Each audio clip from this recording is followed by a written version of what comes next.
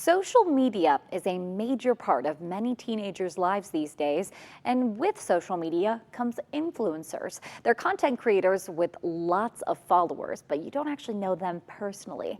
This morning, we're joined by Dr. Ellen Selke. She's an adolescence health expert with UW Health Kids in Madison. She's going to talk more about this with us.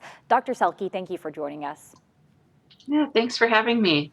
Of course. So let's begin with the basics. So when we see teenagers interacting with influencers on Instagram, TikTok, how much are these people actually a part of their lives?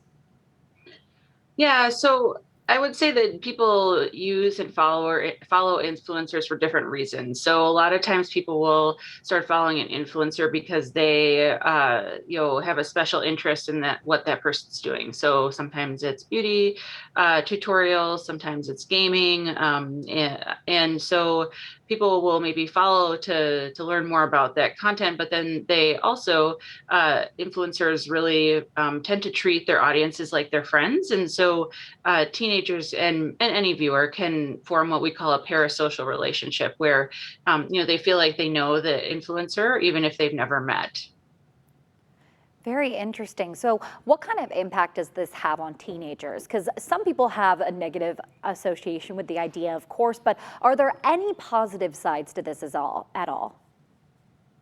I think there can be. Influencers are just like other celebrities are role models for young people. And so sometimes that can be a good thing. So, especially in spaces where sort of there is discussion about things like self-esteem or body image, those are, or mental health, those are things that influencers, if they talk about them in a way that is sort of that resonates with a young person, that can sometimes be actually helpful for teens to process those feelings.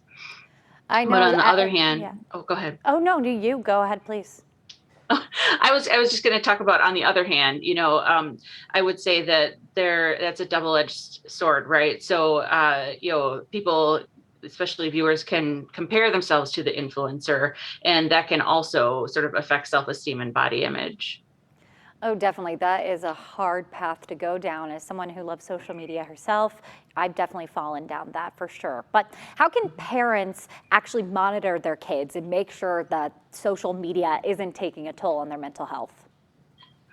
Yeah, so I think that the main advice that I give to parents is to share and sort of ask their kids about what they're viewing on social media. Even teenagers, I think, are receptive to parents talking with them about what they're viewing, sometimes co-viewing. So watching different influencer content together can be helpful, and just being curious as a parent about sort of why your child follows this person, what they have learned and what they find interesting about their content, and having discussions about the like how authentic the content is, like because influencers will present a certain side of themselves, and it's important to have those discussions with kids about the difference between what they see and what might actually be going on.